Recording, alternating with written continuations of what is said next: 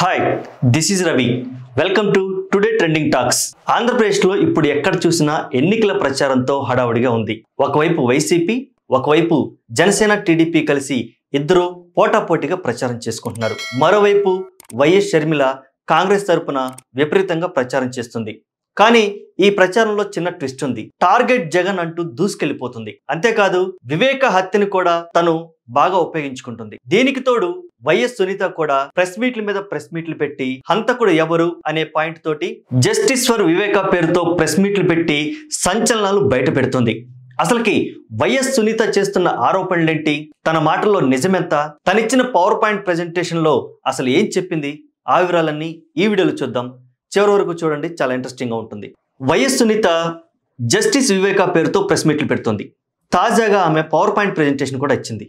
ఆ ప్రెజెంటేషన్ లో ఆమె బయట పెట్టిన సాక్ష్యాధారాలను ఒకసారి మనం పరిశీలిద్దాం. వివేక హత్య కేసులో నిందితులు తనకు తెలియదని అవినాష్ రెడ్డి చెప్పారని సునీత ఆరోపించారు. అవినాష్ మాట్లాడిన కాల్స్, ఫోటోల్ని ఈ సందర్భంగా ఆమె మీడియా ముఖంగా బయటపెట్టారు. నిందితులతో అవినాష్ రెడ్డి నిరంతరాయంగా టచ్ లో ఉన్నారంటూ ఆమె ఆరోపిస్తుంది. షర్మిలకు ఎంపీ సీట్ ఇవ్వాలని వివేక అడిగారని గుర్తు చేశారు. వివేక పేరుని ఓటర్ జాబితా నుంచి అప్పట్లో తీసేశారని కూడా ఆమె చెప్పుకొచ్చింది. మొదటి ఛార్జ్ షీట్ లో సిబిఐ 4 పేర్లు పెట్టిందని సునీత తెలియజేసింది. A1 గా ఎర్ర గంగిరెడ్డి, A2 గా సునీల్ యాదవ్, A3 గా ఉమాశంకర్ రెడ్డి, A4 గా దస్తగిరి అని పేర్కొంది. A1 ఎర్ర గంగిరెడ్డితో అవినాష్ కి పరిచయం ఉందని సునీత బాహాటంగా చెప్పుకొస్తుంది. గజ్జల ఉమాశంకర్ రెడ్డి కాల్స్ మాట్లాడిన ఆధారాలు కూడా ఉన్నట్లు ఈమె చెబుతోంది. వివేక హత్యకి 3 వారాల ముందు, వివేకానందరెడ్డి హత్యకి 3 వారాల ముందు అవినాష్ ఇంటికి దస్తగిరి వెళ్లినట్లు ఆడియో కాల్లో ఉందని ఆమె చెబుతుంది. వివేక హత్య కేసులో నిందితులు తనకి తెలియదని అవినాష్ చెప్పారని సునీత ఆరోపించింది. అవినాష్ మాట్లాడిన కాల్స్, ఫోటోల్ని ఈ సందర్భంగా ఆమె మీడియా ముఖంగా బయటపెట్టింది.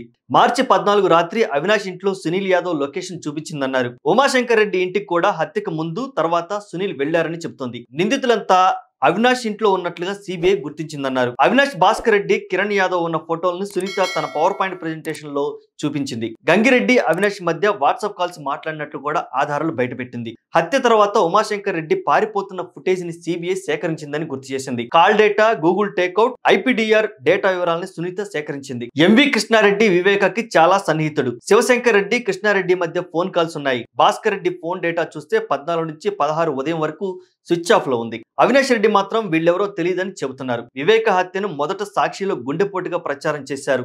వివేక హత్యని సాక్షి ఛానల్లో మొదట గుండెపోటుగా చిత్రీకరించి ప్రొజెక్ట్ చేస్తూ వివేకానందరెడ్డి హత్య అనంతరం సాక్షి మీడియాలో ఇది గుండెపోటు అంటూ విపరీతమైన ప్రచారం చేశారు. మిగిలిన మీడియా వాళ్ళందరూ తేరుకొని ఇది గుండెపోటు కాదు, హత్య అని చెబుతున్నా సరే సాక్షి మీడియాలో మాత్రం ఇదే వార్త ప్రసారమైంది. ఆ తర్వాత ప్రెస్ మీట్లు పెట్టినటువంటి విజయసాయిరెడ్డి మరియు ఇతర ప్రముఖులు కూడా అక్కడ హత్య క్లియర్ గా కనిపిస్తున్నా కూడా దానిని సాధారణ మరణంగా చిత్రీకరించడానికి గుండెపోటు అంటూ ప్రజల్ని నమ్మించే ప్రయత్నం చేశారు. కానీ వాస్తవాలు చిన్నగా బయటకు వస్తున్నాయి. నిందితులకు శిక్ష పడే రోజు త్వరలోనే ఉంది అంటూ సునీత ఆరోపిస్తుంది. మరి సునీత ప్రధానంగా ఆరోపిస్తుంది వైఎస్ అవినాష్ రెడ్డి మీద. మరి అవినాష్ రెడ్డి మాత్రమే ఒక్కడే చేశాడా? దాని వెనక ఎవరెవరున్నారు? సీఎం జగన్ పాత్ర కూడా ఇందులో ఉందా? మీ అభిప్రాయాన్ని కామెంట్ రూపంలో తెలియజేయండి. వీడియో నచ్చితే లైక్ చేయండి. మీ సలహాలని, సూచనల్ని కామెంట్ రూపంలో మరోసారి తెలియజేయండి. Thanks for watching.